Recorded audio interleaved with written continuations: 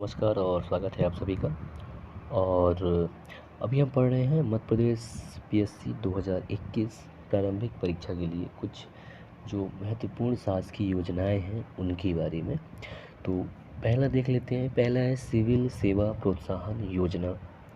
तो ये जो योजना है ये संबंधित है ऐसे व्यक्तियों से या ऐसे आवेदकों से जो कि संघ लोक सेवा आयोग या फिर मध्य प्रदेश लोक सेवा आयोग के द्वारा जो आयोजित परीक्षा होती है उसमें विभिन्न स्तरों पर सफलता प्राप्त करने वाले अभ्यर्थियों को इसमें धनराशि प्रदान की जाती है।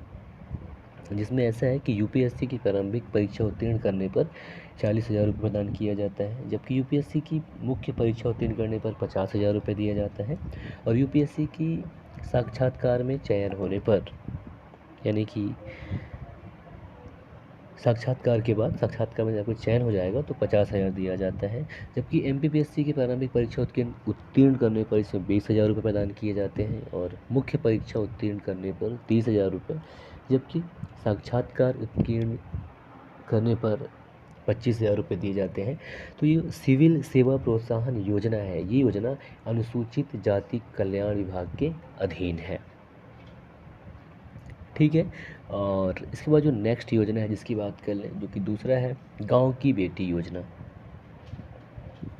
तो ये जो योजना है गांव की बेटी योजना, ये उच्च शिक्षा विभाग के अधीन आता है और ये सभी समुदाय जितने भी जो बालिकाएं हैं, सभी समुदाय की बालिकाएं हैं, उनको इसके तहत लाभ मिलता है।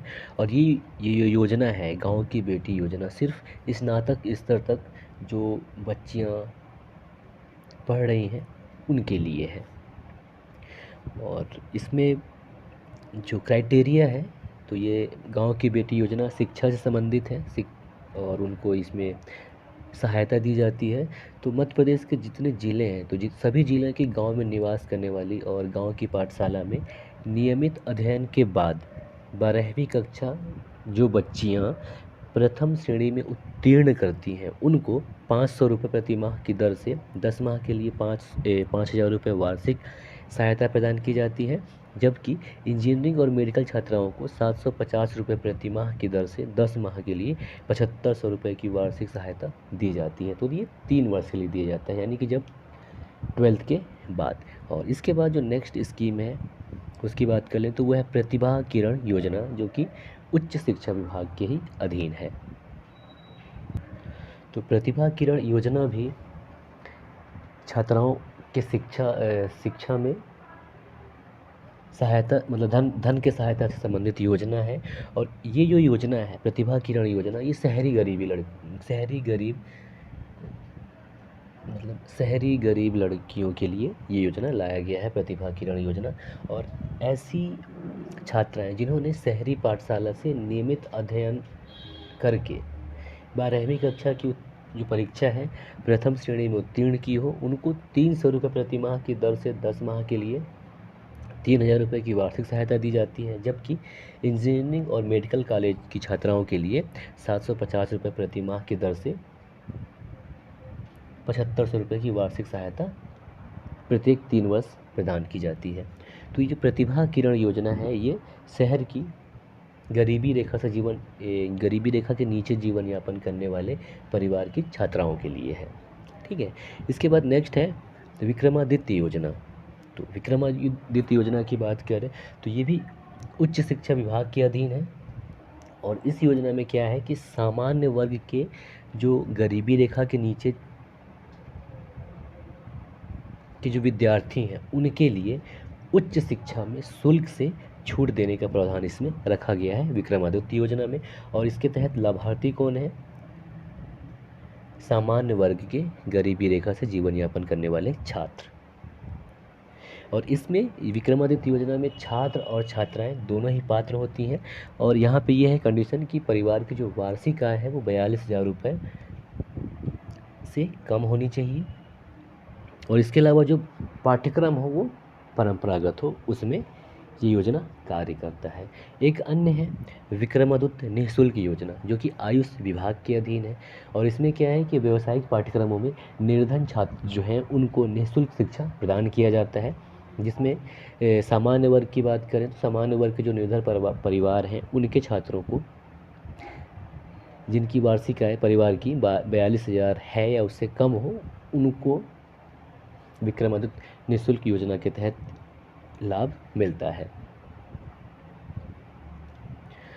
और नेक्स्ट एक स्कीम है बीज ग्राम योजना, जो कि कृषकों से संबंधित है और ये किसान कल्याण एवं कृषि विभाग के अधीन आता है। इसके अलावा प्रदेश के जितने भी ज़िले हैं उन ज़िलों में चयनित ग्रामों में ये योजना कृषक स्तर पर उन्नत बीज उत्पादन के प्रति जागरूकता बढ़ाने के लिए प्रशिक्षण और अधोसंरचना विकास आदि के उद्देश्यों के लिए योजना चलाई जा रही है। तो जो बीज ग्राम योजना है ये किसानों से या कृषकों से संबंधित है।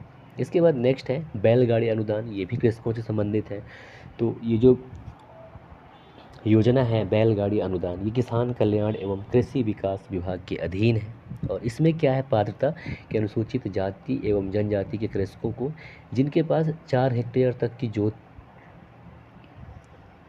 का क्षेत्र है उनको अनुदान दिए जाते हैं बैलगाड़ी खरीदने के लिए। इसके बाद जो नेक्स्ट स्कीम है उसकी बात करें तो वो है उदिता योजना। तो उदिता योजना की बात करें तो उदिता योजना जो कि महिला एवं बाल विकास विभाग के अधीन कार्य करता है और ये महिलाओं एवं बालिकाओं के लिए कम कीमत पर सैनिटरी नैपकिन की व्यवस्था आंगनवाड़ी के द्वारा की जाती है इस योजना के तहत। ठीक है। और इसके बाद एक है पंच परमेश्वर योजना, जो कि पंचायत एवं ग्रामीण विकास विभाग के अधीन आता है। और ये मेनली क्या है कि ग्रामीण क्षेत्रों में गांव की जो आंतरिक गलियां होती हैं उनको कीचड़ मुक्त करने के लिए और आवागमन को सुलभ बनाने के लिए सीमेंट कंक्रीट रोड और जो नाली है उनको पंच परमेश्वर मद से मनरेगा के इसको जोड़ के रोड का निर्माण कराना पंच परमेश्वर योजना है। और जैसा कि बताया आपको, ये जो पंच परमेश्वर योजना है ये पंचायत एवं ग्रामीण विकास विभाग के अधीन है और ये मेनली गांव के अंदर सड़क निर्माण से संबंधित योजना है। ठीक है। इसके बाद बात करें बाल शक्ति योजना की। तो बाल शक्ति योजना की बात करें तो ये लोक स्वास्थ्य एवं परिवार कल्याण विभाग के अधीन योजना कार्यशील कर रहे हैं ये। और तो ये जो योजना है ये गंभीर कुपोषित बच्चों का निःशुल्क संस्थागत प्रबंधन से संबंधित है। तो इसमें जो पोषण पुनर्वास केंद्र है वहाँ पे कुपोषित बच्चों को लाया जाता है और उनके पोषण की व्यवस्था की जाती है बाल शक्ति योजना के तहत। इसके बाद जो नेक्स्ट है वो है युवा उद्यमी योजना। तो युवा उद्यमी योजना की बात करें तो ये उद्योग नीति और निवेश प्रोत्साहन विभाग के अधीन कार्य करता है और इसकी स्थापना 1 अगस्त 2014 से योजना चालू की गई थी। और इसमें क्या है, युवा उद्यमी योजना के तहत 18 से 40 वर्ष का कोई भी व्यक्ति जो कि खुद का उद्योग स्थापित करना चाहता है उनको बैंकों के माध्यम से ऋण उपलब्ध कराया जाता है। तो ये था कुछ महत्वपूर्ण योजनाओं के बारे में जानकारी। जय हिंद।